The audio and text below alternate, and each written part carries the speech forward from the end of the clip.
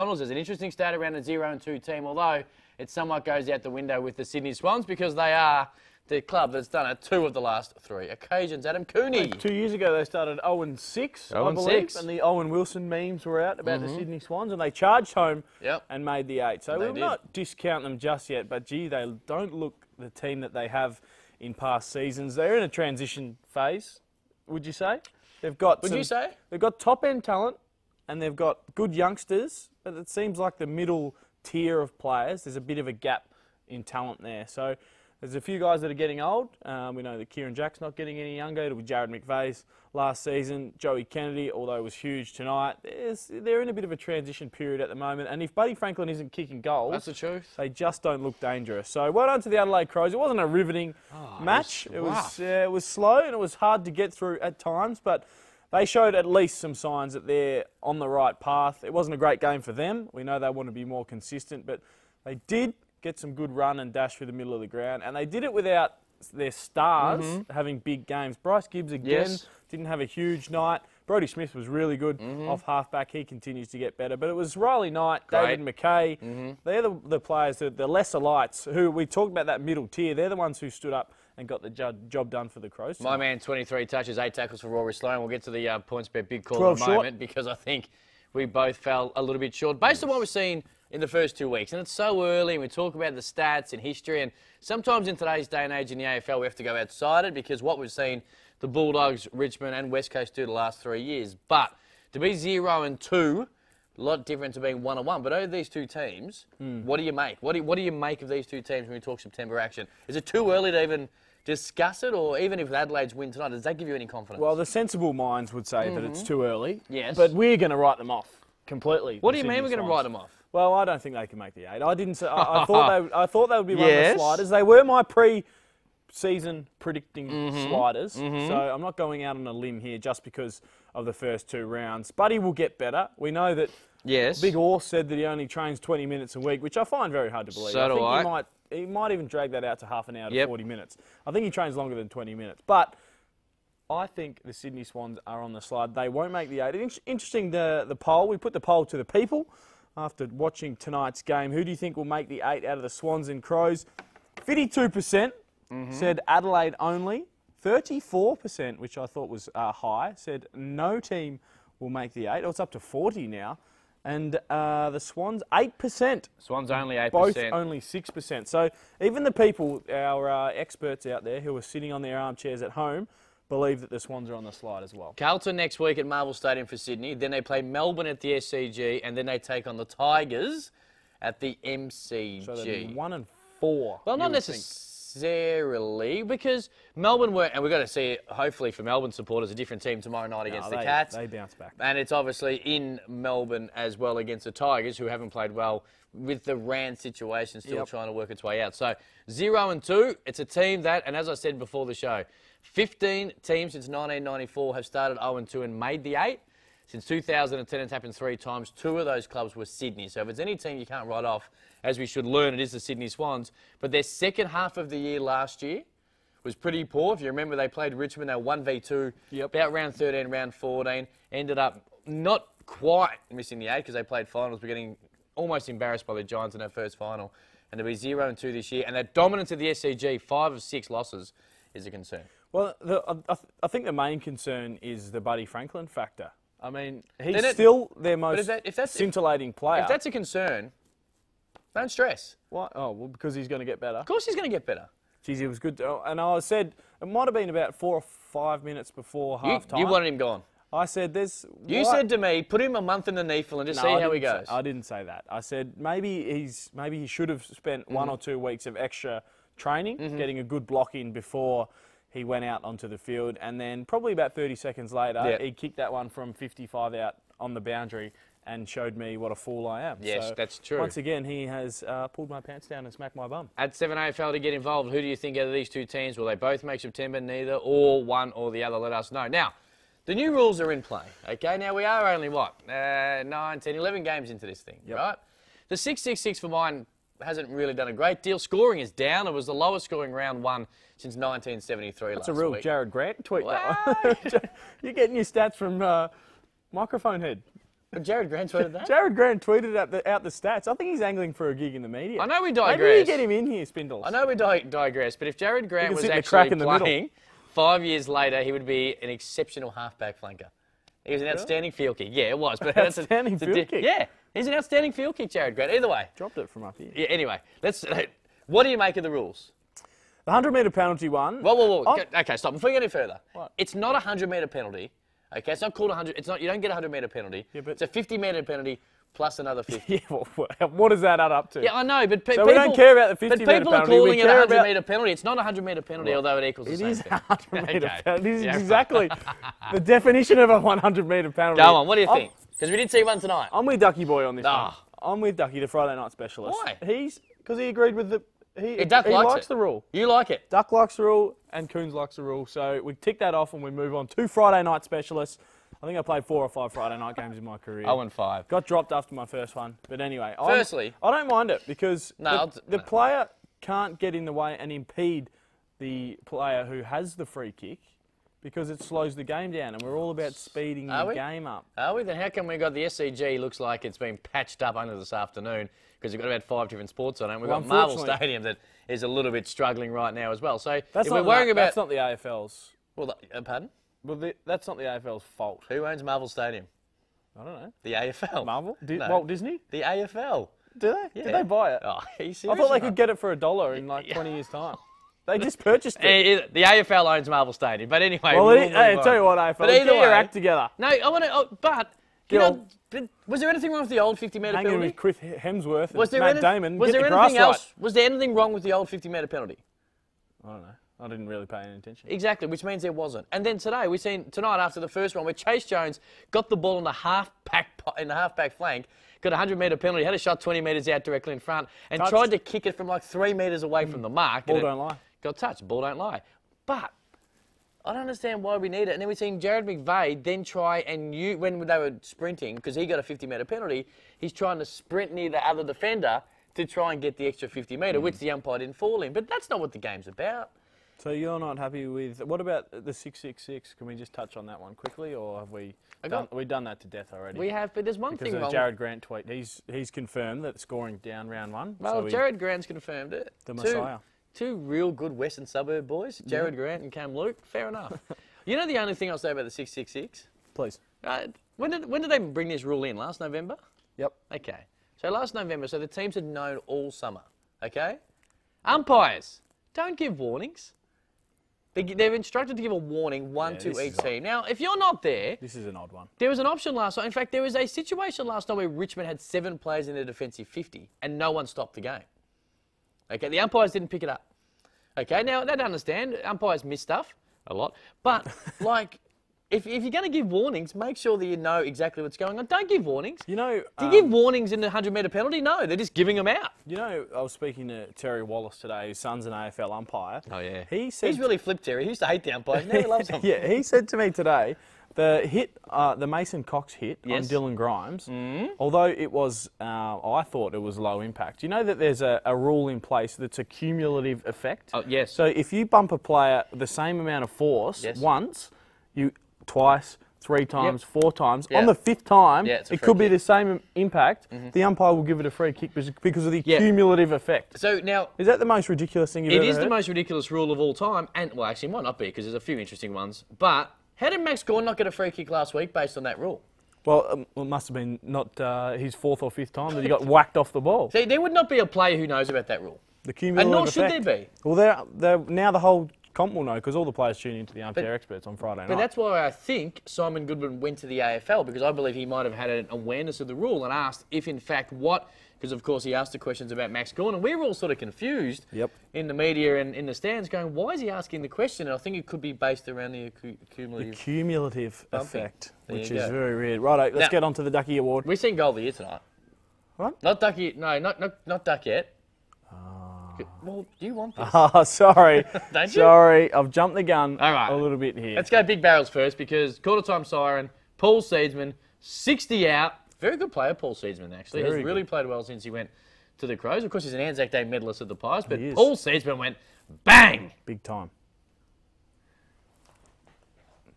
This is a serious He's a long, long, long way out. This is a serious sausage. What do you think he's thinking here? He's thinking, I'm going to spray this on the foot and look like an absolute goose. Yeah. Oh, Look at that. Look at the spiral He's on it. practiced that as well, which is what we want to see. That's why I think they should make torpedoes outside of 59 points. Yep. I agree. Right? Anything outside the paint Yep. should be 9 points. If they really want to add entertainment to the AFL, don't worry about tinkering the rules and try and get scoring high. If you are outside 50 and you go a torp and it's a goal, it should be 9 points. That's how the AFL should bring entertainment in, not by tinkering the rules and making it all different. I'm with you there. I'm not a traditionalist. I don't care if we change that up. That is the second best barrel I've ever seen in Sydney. Ooh! You know what it is. Oh, no. know. Look at that. You know what it is. There's a rather slender-looking Adam Cooney from about the same spot as the seed too. We Straight on. just connected really Bang. nicely. Is that the game where Lewis Jetta ragdolled you? Yeah, well, that's why I got the free And kick. that's got the free kick, because Yeah. you ragged and you got the free kick. And that's when you led by 8 goals and you're celebrating. 42 you're like, points, they're up. Yeah, I remember, who needs to do a pre-season? We're great. Yeah, And you stopped and the Swans ran all over you. turns out the 15 players who didn't do the pre-season needed to do one. Can't all be Buddy That should Franklin. have been, what'd you lose that game by? It was only, I think it was about 10 or 12 points. Had that been worth 9 points, you would have only lost by like 7 or 9 Yeah, points. exactly right. All right. And it would have looked better on my score sheet. Now, of course, duck time, which is Quack, going to quack. happen each and every Friday night, is Right. Friday Night Specialist. This is our little duck, firstly. It's a wrestle. Carey! Load to the man. Fuscus. Carey! Shoving in the goals. Carey!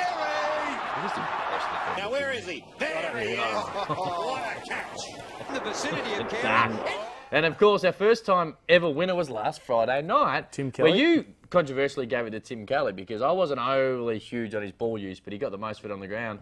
We got any vision of Tim Kelly with the duck that we are sending to the place? There There he is. Have a look at him. That's him just rolling into training with the duck. And that's on Wednesday at GMHB State. Obviously, they trained on the line sometime this week. That's what you And do he's when rolling into duck. you reach the upper echelons of life after you get the duck. You go really sort of high quality stuff. A couple of photos there with his kids who had the duck. He took them down to the park with the duck as well. So it's a big award. It's growing already in popularity. Now, before you get to it, hashtag Armchair Experts to get involved. At Frothy's Cooper said Kennedy, Sloan and umpire Fleen Ooh, in any Fleen. order. I'm not sure which umpire was Fleen, but there you go. Fleen. At She's Apples 23, Crouch, Kennedy, and more of the umpires. Jake Lloyd thrown in there as well. And at Adele Crows, Brad Crouch, who was pretty good at 26 touches. Seedsman was late, quite late, but set it up. And Tex Walker, who had an opportunity to probably kick 4 or 5. We'll get to that in a moment. Yep. But that's where they're sort of suggesting it would Unfortunate. be. But duck time. Who are you giving it to? I'm going to give one vote to Sydney's best player,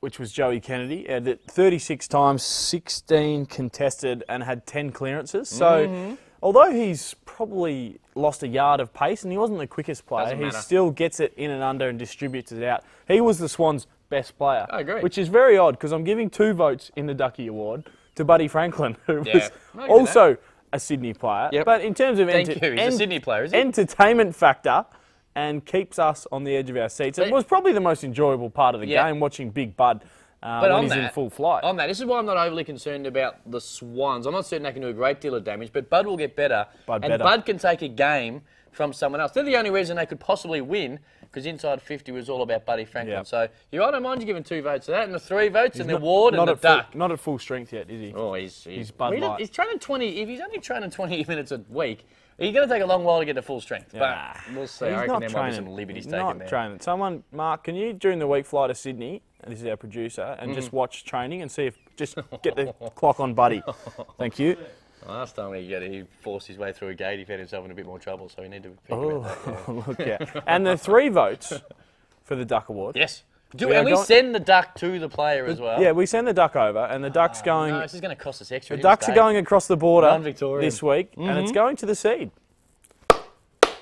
Well done to the seed for basically because he kicked a barrel. See, and That's basically why we're giving him the duck. And I thought he set the game up for the Adelaide Crows in the first half. 10 touches in the first quarter. Yeah, his run and dash and dare was terrific and set him up at the SCG. So the round 2 duck goes to the seed. Yeah, and got to keep in mind, the duck, it's about entertainment, and that's what Wayne Carey did better almost than any. He dominated Friday night footy, but he entertained. It's about who entertains us on Friday night. So sometimes the duck might go to the best player on the ground, and sometimes it might go to someone who just does a 65-metre talk. Yep. And there you go. That's what, I mean, we've been given licence to sit on this couch, and we will take whatever liberties we can. All right. Now, I want to ask you about Daniel Hannebery. Please do. No, I want to ask you about Daniel Hannebery, actually. Okay. Because you've got some outlandish statements that you would like to make about Dan Hannebery and the St Kilda Football Club. No, okay, so Dan Hannebery, of course, had 3 years left on a deal. They now turned it into 5. They gave him an extension, and while we don't know the exact money, we'll say it's $800,000 a year, although that might be a little bit. Let's just say, let's just call it $4 million. $4 million for 5 years. Okay. Now, Alan Richardson came out last week and said we knew we had to do some work with his body, we knew where he was at, but he's way back further than where we thought he was, and we've got to rebuild him. Okay, so the coach came out last week and admitted that he's a little bit further back. Every time they tried to get work into him, his body breaks down. He was in the leadership group. They spoke glowingly of how great of a leader he is, and coming from the Sydney Swans and that successful team. Not in there anymore. No, he's not. What I will say about this is, if you've got 5 years, say the number's $4 million over 5 years. Let's say that. Do you believe that the St Kilda Football Club can do any damage this year and make the 8? No, is that a joke? No, it's a serious question. Not on the form I've seen them in round 1, scraping over the line against the Suns. So Dan Hannebery in 2016 was an All-Australian. He's a 3-time All-Australian. He's a premiership player. He is at an age of 28 where he's got plenty of time to play really good footy. in the grand final. He has. His body is a little bit older than his actual age. But did my AC joint? He did. The St Kilda Football Club should rebuild him and have him sit out the entire year. Just sit him out. Sit him out. Does he have to hand back a portion of his salary? No, don't worry about that, because it's about the million and getting the value out of Dan Hannebery, the $4 million, if that's what it's about, where it's at. So throw away 800. Yeah, but don't worry about throwing away 800, because if you play him this year, and they have said, their own words, they've got to rebuild him, they've got to get a fair bit of work into him, get him back to the Dan Hannebery where he can play 4 All-Australian A-grade midfield years out of him, rather than 5 ones where you rush him out there to appease the fans or just to get Dan Hannebery playing footy. Rebuild him, and it is frustrating, and I'm sure that Dan Hannebery wants to get on the park ASAP. But 4 years of the Dan Hannebery, who's an All-Australian, the one back in 2016, it doesn't matter about, we know the number is $4 million. 4 years at A-grade Dan Hannebery, rather than getting him out earlier on the park and having 5 years of it, I don't think makes sense. Just get him 100% right, even if it means miss the whole year. What if they can't get him 100% right? What if it's what if the injuries that he's got and St Kilda, in terms of due diligence, were unaware of how serious and severe his injuries are? I don't actually know what his injuries are. I know he's had a host of them over the journey. I do remember the knee injury in the 2016 grand final when Easton Wood took him out. So. We might never see Dan Hannebery at 100%. You might waste this season, and he might get to the same point next year, and they'll go, oh, geez, he's not much further advanced than where we are now. Yeah, well then you may as well get him out there.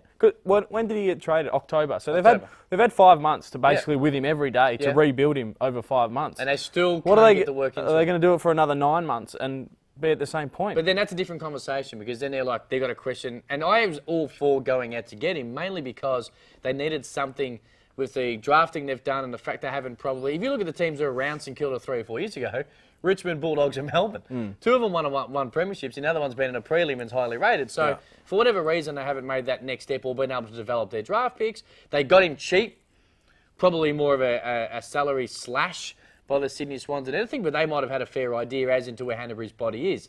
But I reckon on this point, the 5-year deal, Dan Hannebery's got to be accepting of the fact that, and comfortable in the fact that he knows that his body is going to be able to hold up for 5 years. Why? Surely as a player, you've got to have some your moral compass to not just take. No a 5-year deal at a new club. You're going to let down every St Kilda supporter. Keeping in mind, he already had 3 years to go at Sydney, so it's an extra 2 years from St Kilda. Cook their salary cap. Just because he needs extra money. I don't. But as a professional athlete, with all the testing, you know what? When you got traded to Essendon, how much testing and fitness testing and stuff did you have to go through? Nowhere near as much as what I thought. Nowhere near. And I would be surprised if, because there's not a lot of testing that you won't go to the club. You won't go to the club and do a 2K time trial. You won't go to the club and do max weights testing. Well, you won't go there and get your skin folds done. You'll have a medical. You'll get some scans. If a footy club's going to give you an extra 2 years, which equates to a 5-year deal, without doing a hell of a lot of testing on you, you should be able, as a player, take as much as they're willing to give you. You would be surprised. There's no moral compass. You would be surprised at how little testing they actually do before a player comes to a new club. No, I am surprised. I am stunned. And then if you're not going to do much testing, why give another 2 years at 800? Well, hey, you're preaching to the choir, man. Yeah, I disagree with your moral compass conversation. Well, this is me, again, being too honest and working with you, who's one of the most dishonest characters. I'm not dishonest. I just don't believe that if someone's going to give someone $800,000 a year to play footy, they should say no. Well, I think they've got to be honest, for one, to their club, and you got to be honest with yourself. If Dan Hannebery had if he knew that he couldn't get 5 years out and had said to St Kilda, I haven't got 5 years in me, do you think they would have traded for him? No. You'd hope not. No, exactly. So they might have said, "Oh, we'll give you a 3-year deal. Hopefully, we can get the best out of you in 3 years," and then shake hands and away you go. That should be the rules where you have to trade and fill out your contract. This is why no player, and we've made this point on our show, no player or coach should ever get longer than a 3-year deal because too much can happen. That frustrated Saints says Saints looking to sit him for 4 years to try and get 1 good year out of him. At Russ Saints, 2024 is his and year. Russ Saints says absolutely not. I understand the frustration. My point is, if you can get 4 great years in the Dan Hannebery routine, a risk I admit. But if you can get 4, don't worry about the 5 years because this team is going to do a great deal of work this year. That's a good one. But you know what? This has been getting around only if you go... Now, Hawthorn have done a remarkable job with so many players. It's the dumbest suggestion of all time. Okay. I'll tell you why. Please. Why would another club help another club? Why would the Hawks go and help the St Kilda footy club? No, he means only if he gets traded to Hawthorn and gets fixed working with the Hawks. I don't think he does mean that because the narrative during the course of the week you're off here. In some media was that the suggestion should be that the Hawthorn Medicos and Kilda should say, hey. Who said that? Gary Light and Tim Watson. Once again, you're making things up on the fly. I'm not. There's no way that someone said he should go to Hawthorn. At Tim Ellis AU. Monday, Wednesday and Fridays, you're at the Hawks. Tuesday, Thursdays, and Sundays, you're at the Saints. At Tim Ellis AU. We'll get you right. Clarko will get you going. Tim Ellis you can learn their game plan and then come back to the Saints. And tell us if you're suggesting he gets traded to Hawthorn or he means only if he gets traded to Hawthorn because what they did with Sean Burgoyne, what they did with Tom Scully, who's made a miraculous recovery. Just on that. Brian Lake, David Hale grew his hair back. Brent Guerra grew his hair back when he went to the Hawks. Unbelievable stuff. Absolutely stuffed the Tom Scully one. Or are legitimately Hawthorn the greatest miracle workers of all time? No, I think Tom Scully had to go, didn't he? Well, he was under salary cap restrictions as well as Dylan Shield, wasn't he? I don't know. He went for pick 297. He's playing in round 2 when the talk 3 months ago that he wasn't playing. Okay, cool. Yep. All right, our points bet big call. And this is an interesting one because what are we doing if we fail? Well, so we're jumping in the cryo sauna. Didn't you say that you had a mate that could hook us up with the cryo sauna? Yeah? Anyway. Yeah, I do. Actually, I do. Actually, anyone out there... Actually, he's a former Adelaide player, so he'll be able to help us, yeah. He'll be able to help us. Lawrence Angwin? Lawrence Angwin, yes, that's who it is. Text. We'll find when are you free next week? Monday, Tuesday, Wednesday, Thursday, and Friday morning. Look at so free. All right, cool. All right, your points bet big call was what? Tex 4+ snags. Yeah? 1 snag for Tex. Not good enough. Should have had at least 3 by half time. Kicked a couple off the side of his boot. Sockered one from about 3 metres out and missed. Not good enough, Tex. Not good enough. As a co-captain, you need to step up, and you didn't provide for me. So now I'm in the cryo sauna. How did you go? Well, I had the other co-captain, my man Rory Sloan, who I think will win the Brownlow, or I did at least 10 days ago.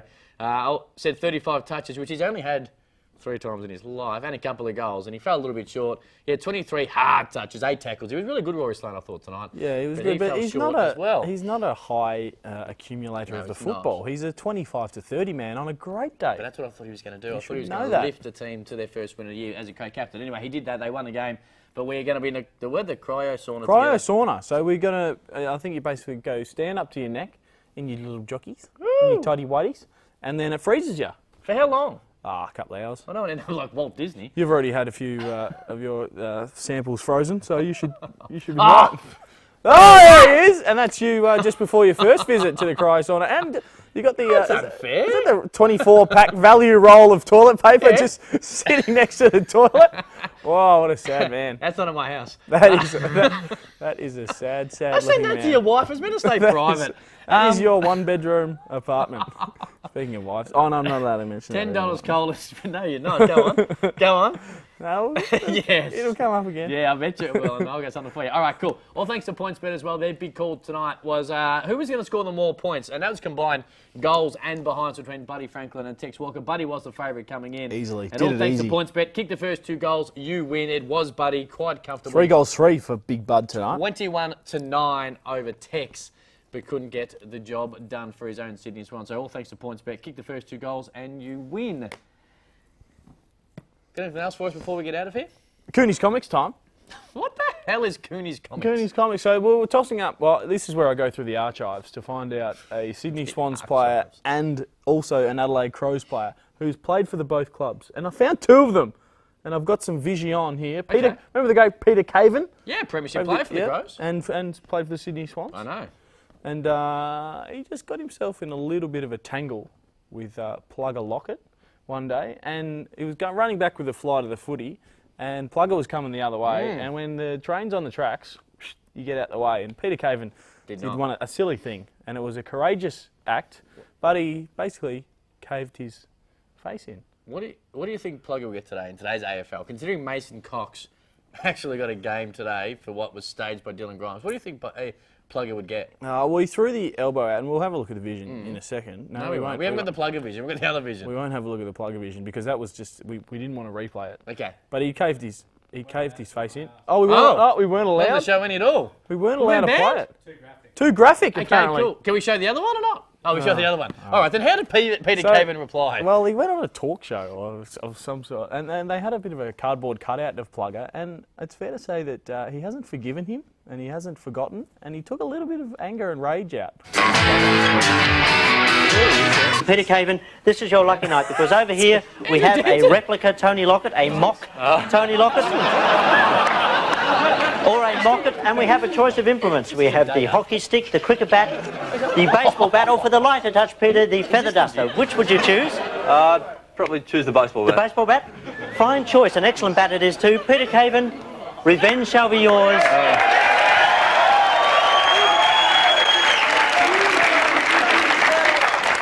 Oh! Peter, hey! Oh, Pete. Look. What the hell was... I've never seen or heard of that ever before. First of all, he probably shouldn't have gone on TV at all with his head looking like that. Peter Caven his face in. he wasn't looking great. He probably should have taken an extra couple of weeks, but then still a lot of built-up rage and anger, and he took it out on the cardboard cutout of Plugger. That was legit on TV. That was on, Andrew in front of a live audience. In front of a live audience. I've never seen that before. Oh, Pete. So still a lot of issues, I think, between Plugger and Peter Caven, but pretty funny stuff. Okay, before we get out of here, what game are you most looking forward to this weekend? There is a 50-50 game that I'm looking forward to. North Melbourne and the Brisbane Lions at Etihad. Sorry, not Etihad.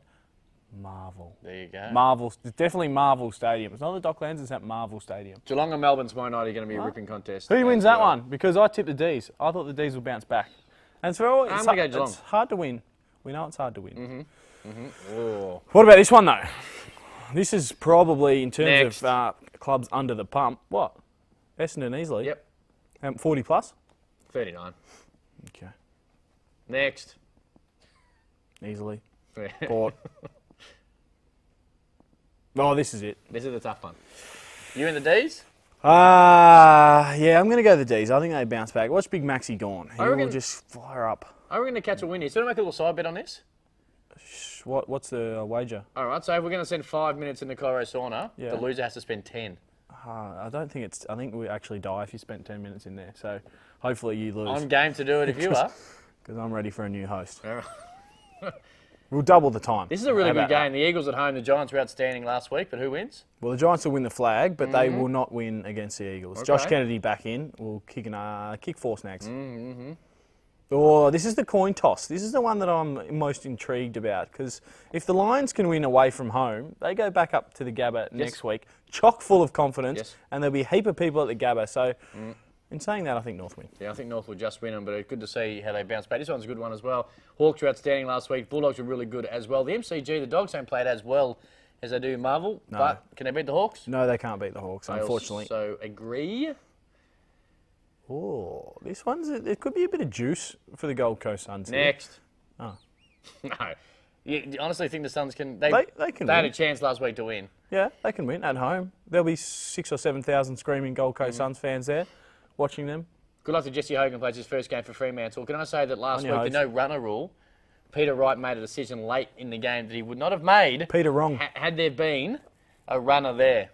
And it cost the Suns at least a draw. So there you go. It's all up with the runner rule. I was commentating on that game, and I was gobsmacked at his decision to put it to the top of the square with now 1 point down. And what would have happened? Just back yourself in and kick the goal. Had there been a runner there, what do you reckon he would have said? Kick the goal. There 40 seconds to go. Boom. All up. We're done. Hashtag Armchair Experts to get involved. Have a good weekend, Adam. Hey, good luck tomorrow.